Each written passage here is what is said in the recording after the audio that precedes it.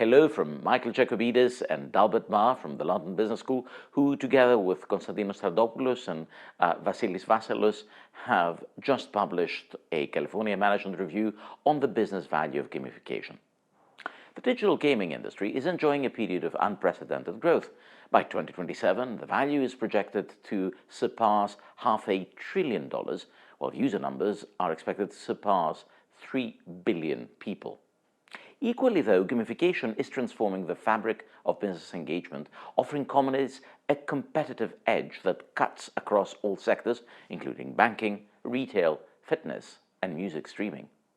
But crafting a gamification strategy that resonates with users and aligns with business goals is an intricate challenge. While Duolingo, Nike, and Alibaba have harnessed gamification to their advantage, others, like Google News and Meta, have time and time again struggled to translate gamified features into enduring business engagement. Why have some succeeded where others have faltered? The prevailing body of research on gamification has concentrated on the relationship between game design and user engagement, often looking for a direct link between specific features and user behavior. Our study breaks new ground by extending this perspective and looking at the overarching strategic objectives of firms.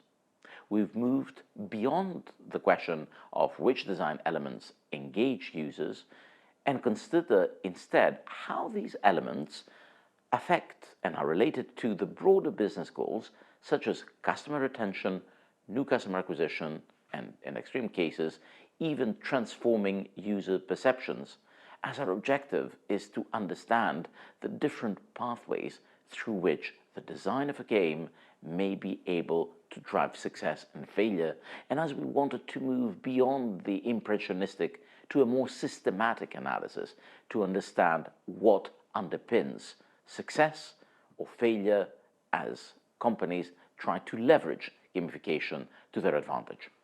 To explore these complex relationships, we've employed qualitative comparative analysis, a methodological approach that allows for a nuanced examination of how different combinations of conditions can lead to particular outcomes. Qualitative comparative analysis' power lies in its ability to handle complex configurations, making it an ideal tool to dissect the sophisticated nature of gamification initiatives. Through this lens, we've analyzed 40 high-profile gamification cases to uncover what specifically distinguishes successful gamification strategies from unsuccessful ones. Our findings reveal that there are in fact several distinct pathways to achieving different business objectives through gamification. Moreover, we find that each of these pathways are driven by a unique configuration of the presence or absence of three design features: virtualization, social comparison, and tangible rewards.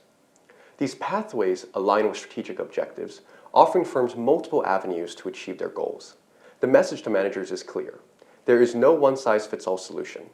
Success in gamification is about selecting the right design elements that align with your strategic objectives and implementing them with precision. Moreover, in pursuing specific strategic objectives, it isn't always a matter of lacking features. Sometimes it's the inclusion of inappropriate features based on our QCA configurations that can prevent a business from reaching its goals. We find that this finding is precisely what underscores the large variation in success between seemingly similar gamification initiatives within our sample. As we put forth these strategic pathways, we also recognize the ethical imperatives of gamification. Our research contemplates the delicate balance between engaging users and respecting their autonomy, underscoring the need for ethical gamification practices that prioritize user welfare and data privacy. The digital ethics of gamification encompass more than just user engagement. They touch upon the societal impact of these technologies. We've observed features that drive a level of engagement bordering on obsession, and while effective, they raise concerns about digital addiction and the broader implications of such intense user involvement. These concerns are not just theoretical.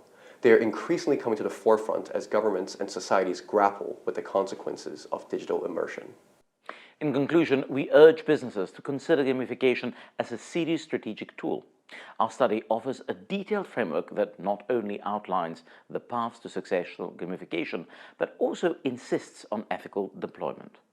By aligning gamification elements with firm-specific objectives and measuring their impact with carefully chosen KPIs, companies can not only enhance user engagement, but also achieve their strategic goals in an ethical and sustainable manner. And in the details that you can see in the paper, you can see the pathways, and you can also appreciate the importance of using rigorous tools such as QCA that help you uncover the richness and, rather than say, it all depends, be able to identify, articulate, and find the pathways that are more appropriate for your own gamification objective, given what you want to do with it in order to benefit from the advantages that these new technologies and the metaverse, perhaps, who knows, will bring to your business.